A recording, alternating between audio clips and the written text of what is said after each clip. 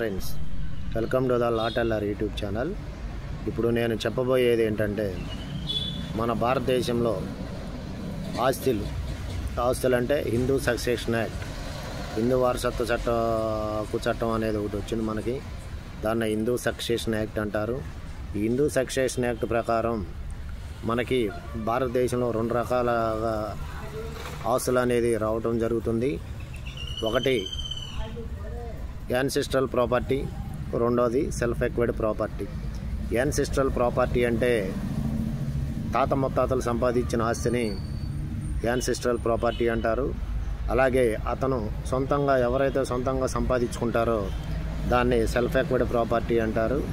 ఈ self acquired property అనేది ఎవరైతే తాను సొంతంగా సంపాదించుకుంటారో ఆ ఆస్తి అమ్మటానికి ఎవరి పర్మిషన్ అవసరం లేదు.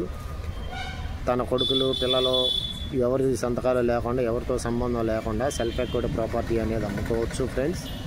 అలాగే ఫ్రెండ్స్, యాన్సిస్ట్రల్ ప్రాపర్టీ అనేది హిందూ వారసత్వ చట్టం ప్రకారం తాత ముత్తాతలు సంపాదించిన ప్రాపర్టీ కాబట్టి యాన్సిస్ట్రల్ ప్రాపర్టీ అనేది. ఆ యాన్సిస్ట్రల్ ప్రాపర్టీ అమ్ముకోవాలంటే కుటుంబంలో ఉన్నటువంటి వారసులందరికీ సంతకాలు కావాలి. వాళ్ళ సంతకాలు లేకుండా సేల్ అనేది జరిగి ఇల్లీగల్ అవుతుంది, రిజిస్ట్రేషన్ కూడా అవ్వదు.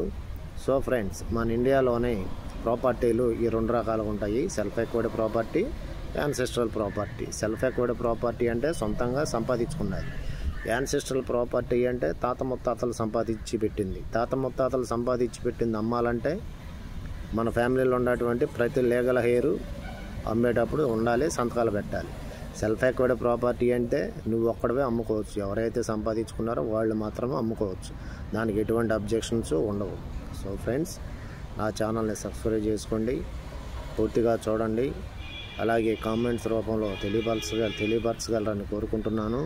ఈ self acquired property, ancestral property అనేది హిందూ సక్సెషన్ యాక్ట్లో వివరించడం జరిగింది. So friends, thank you. మరో వీడియోతో మళ్ళీ కలుస్తాను.